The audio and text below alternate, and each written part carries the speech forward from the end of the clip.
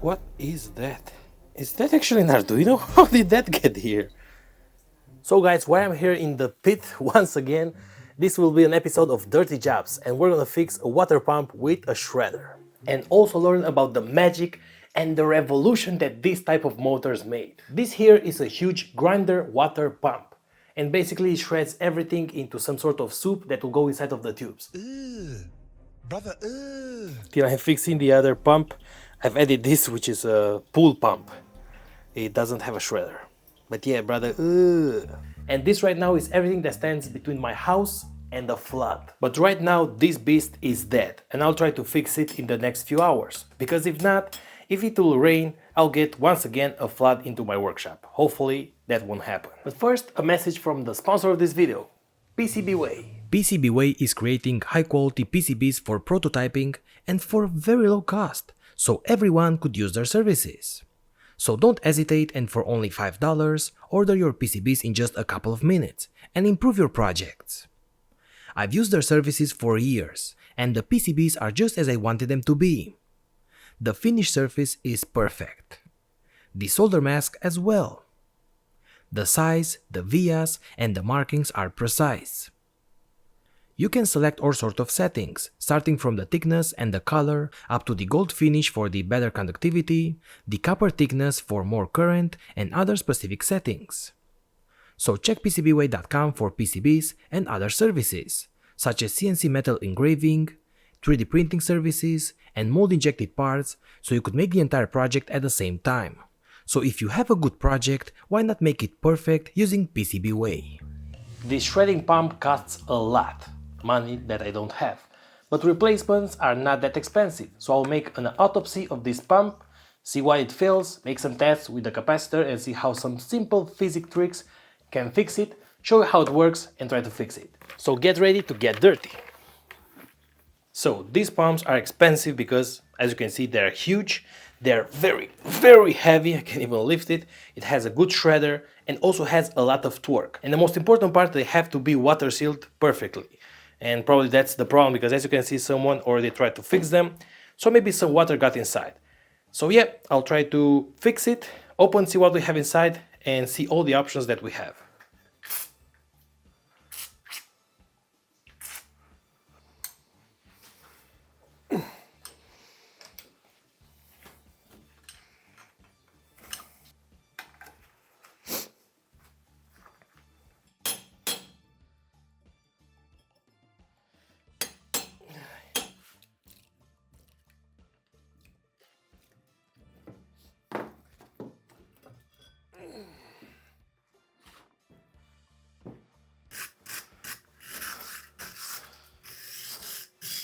Okay, so I've opened it in half and it has some sort of seal here made with silicone. Now the problem is not here because you don't care if water will enter here because anyways water will be here. The problem is between this part and this part. As you can see, there's a small groove there, so now I have to open this from the rest of the pump.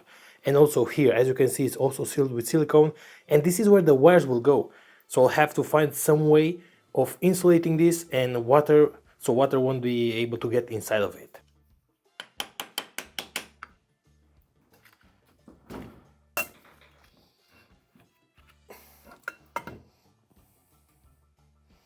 So I was able to take out the rotor. This is an in runner, as you can see. The rotor seemed okay. There are some marks of water here inside, but the worst part is this, which is the startup capacitor. And as you can see, it's quite damaged. I think it was a short circuit. Actually, when I connect this, it doesn't even work, and sometimes it makes my breaker jump.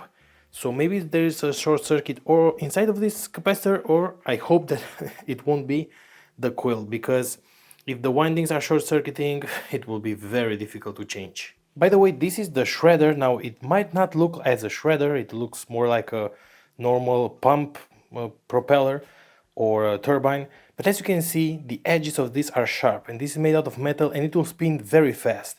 And this has the power to even chop wood or plastic parts. That's why it's a shredder. It spins so fast that this propeller here against the walls of this chamber here We'll make like a mosh, like a mosh of stuff, and then take it out. Okay, so now it's time to take out this part, which also is sealed because water can enter. And as you can see, this is the main input power, and this is the floater. Basically, when this floats, it makes a contact inside. I will show you inside of this in just a moment, and that's how the pump starts. When the level is up, the water level is up, it will stay like this, starts up the motor, and then it will start. It will turn off. So maybe this is also damaged. That's why I bought a new one, which I have here, and I will try to change that. But yeah, let me just take this out.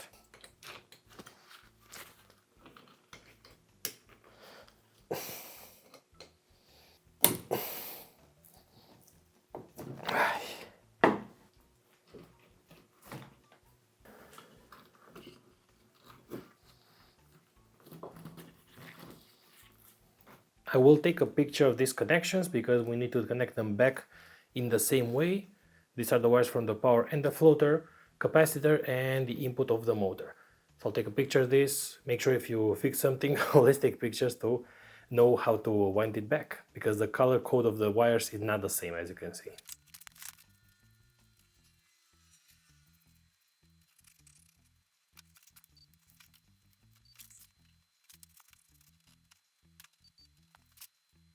Okay, so now is where we learn why we have 4 wires if this is just a normal one-phase motor. First of all, having 4 wires in this type of motors is something normal. I have here the design, the schematics, so I'll explain you why, so you would understand why we have 4 and how to fix a motor in case that it breaks as well. So, why we have 4 wires? Well, this is a one-phase motor, but this is a divided core. We have 2 coils inside of this. As you can see, this is the representation of a motor. Sorry, my printer does not have colors because the other one broke.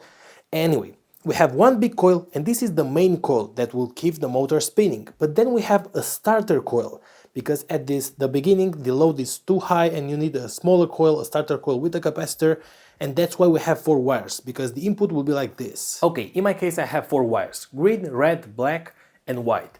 But in your case they might be different. Sorry, this does not have colors, but I'll try to place the same diagram on the screen with colors.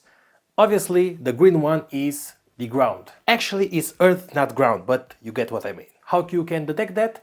Because if you touch with the multimeter within the green wires and the frame of the motor, which is made out of metal, it should beep. It will show continuity, because that's the ground connection. If you have any leakage, it should go to the ground, the breaker will detect it and it will jump. So the green one is the ground connection. But then we have the black, red and white. Now the black one in my case is the main input of the live power for the coils. And you will see on the diagram that this one, which is the L, the live wire, is connected to both of the coils. So if you check it with a multimeter, it should beep in both of the coils because they are sharing the same input. But then we have the white one and the red one. The white one is the neutral connection that will come from the power outlet or from the detector, from the sensor, the floater. And the red one is the one that's connected to the small coil and the capacitor. How can you detect which one is which? With a multimeter. Let me tell you. In continuity mode, the green one is very simple. Just touch the wire and the frame. And if it beeps, that represents that is the ground. It should be grounded, the entire motor should be grounded. But then how you detect which one of this is which? Well, by measuring the resistance in between. Between the black one and the red one, I have 11 ohms. Between the black one and the white one, I have almost 4 ohms. And between the red one and the white one, I have 15 ohms. And that's what we would expect, because one coil, the other coil, and the sum of both coils. So you have 11 plus almost 4, almost 14 or 15 ohms. So that's how you know which one is which, because you can sum up the resistance. The small resistance is for the small coil, the big resistance is for big coil, and if you get a very big resistance, it's the sum of both coils at the same time. Okay, now how to detect what is failing in order to know how to fix it. In this case, we have 3 main parts that could fail. The coils or the windings could have a short circuit or something wrong that could go with them. The floater could also have a short circuit or maybe a contact directly to ground, to the earth, so that will make the jumpers break, or in this case the differential break, or the capacitor, which is probably the most common part that could fail. Or maybe all 3 parts are failing. So how you can detect which is failing? Okay, the first part, the coils, is very easy to test them. Just using a multimeter you can test the resistance. If you can find some sort of short circuit, like a very low resistance, that means that you have a short circuit. That means that the coils are wrong, are failing. And if the resistance of the coils, the sum of the resistance is not equal to what you would expect, that's also a point that something is failing. Because in my case I have 11 ohms and 4 ohms and the sum is 15. If you have 11 and 4 and the sum is something lower or higher, that means that something is not okay with the windings. Also a visual inspection, if you have water inside of it or maybe resin, or if you see them like dark, very dark, so they got burned, that's also an indication that the coils are failing. In this case, the coils are pretty good. With the floater is the same. Using the multimeter you can test for the resistance between the ground and the rest of the cables, which is live and neutral. You should have 0 ohms. Actually, you should have infinite ohms because you should have a zero connection, zero continuity. But if you have something, that means that there is a small connection between the input of the power and ground, which is bad. And if you don't have any connection, it could still fail, maybe if some water is getting inside of it. Now, if this is very difficult to open, once you open it, I'm not sure if you can just glue it back and be water sealed. So probably you should buy a new one. That's why I bought this one. This one costs only $12 and is the same, is rated for the same power. And as you can see, it has a very long cable in case that you want to place the pump at the bottom of some pool or something that is very high, and then use this as a floater. And the last component that could fail is the capacitance.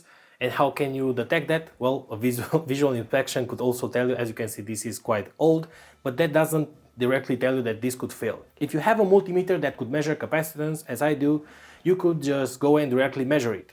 In this case, it's just 60 microfarads, and if you get any other value than that, I mean, it has plus minus 5%, I think, but if you get like 14 microfarads or maybe 12, or even higher, that means that the capacitor is not good. For example, this one is new and it has exactly 16 microfarads and is rated for 450 volts VAC and 60 or 50 hertz.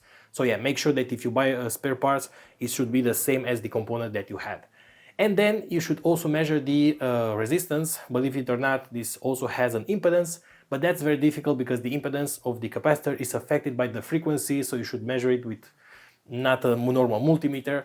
Is very difficult. So this could have the good capacitance value, but maybe some sort of short circuit inside it when you have voltage applied, which is difficult to detect. So just to make sure, I'll just change it and see if that works, and this won't fail. The good part is that the coil of the motor is okay, so these are just quite inexpensive. So just buy a new spare part for the capacitor and the floater, and we should just change it and see if it works. Okay, so now I have my new parts, the old parts, and my diagram that I've made here, the wires from the motor, so I should just start rewinding the entire setup. I will change the connectors, this one as well, because this one is so oxidized that with my multimeter you don't even get resistance sometimes. So basically they don't have a good connection. But the difficult part will be this here. As you can see, the wires are passing through some sort of resin, and that makes it water sealed. So how can I change these wires and make it water sealed? I will try some resin as well, so maybe I'll have to leave it till tomorrow, or maybe just silicone, but I'm not sure how much depth it will withstand. In this case, the depth of my pit is just maybe 1 meter, so the pressure is not that high, but you should make sure that if you want to change this wire, use the same kind of resin and make a good connection here so no water would leak inside of the pump.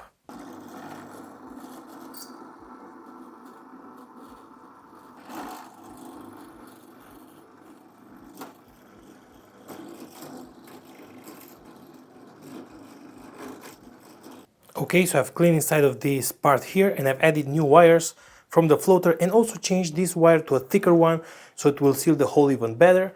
First, only at the input I will add just a little bit of super glue, because otherwise when I'll be adding the resin, this is epoxy, it will fall off through that hole. So I'll just seal it here at the input with some super glue. Also the wires, as you can see, I've added a zip tie so it will stay there even if I pull. In that way it will make a good seal. So now I'll just add the super glue, then fill it with epoxy and leave it till tomorrow, and it will be sealed.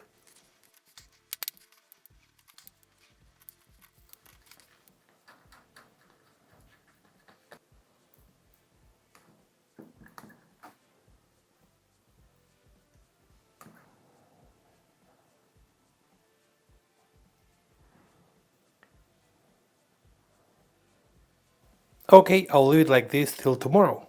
Till the resin is dry, let's learn some history about this type of motors. When I open this motor, you will see that we have inside two copper coils. Actually, it's quite difficult to see, but trust me, inside there we have two coils, even if this is a monophase motor. So we have a fundamental problem with this. If I connect this to power, it won't spin. And why is that happening?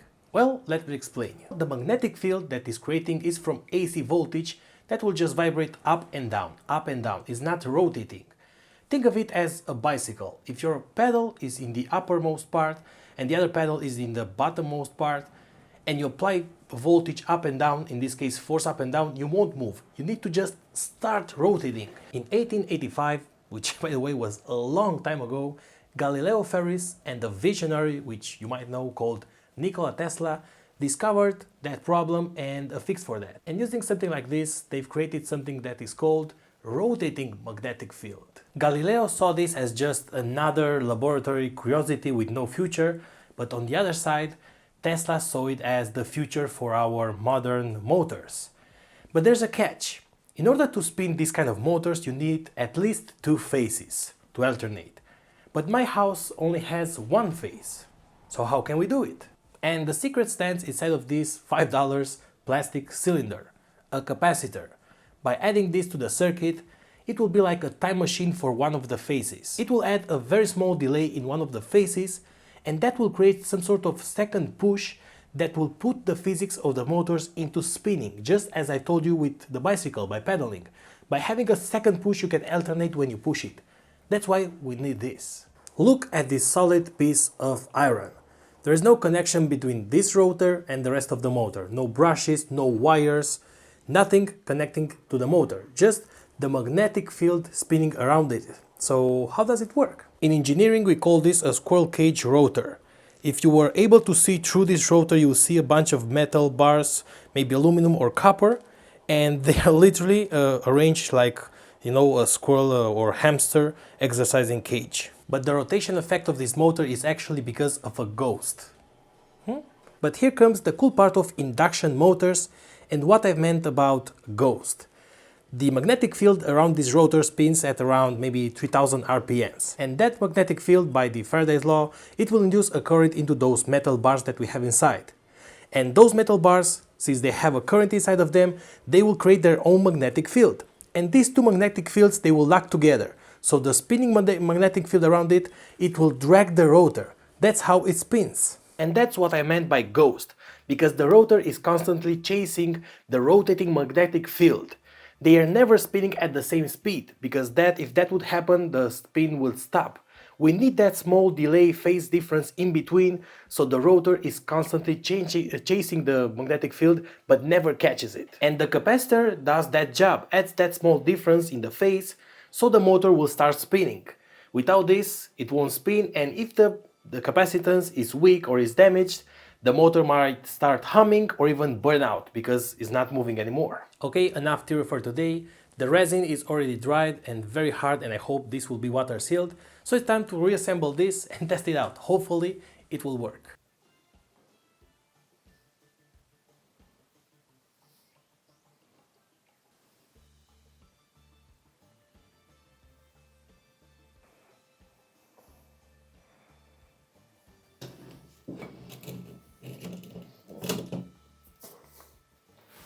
Okay, everything is inside, everything is checked. The resistance of the coils, the continuity, the capacitor, all the connections, a new floater. Hopefully now it will work.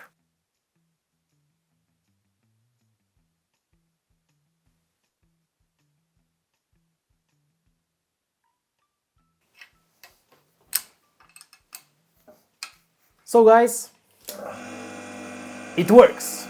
Now the real test will be inside of water, which I won't do right now because I will show the new pit, because since these days were quite rainy here and this pump was damaged, I had to change it with a different pump. Now the pump that I have right now is from a pool. It doesn't have a shredder, but it gets the water out. I couldn't leave the pit without a pump. So it's a lot of work to now take that out and put this, so I'll make it tomorrow or in a different day. So I hope that I help you fix your pump and at least learn something new.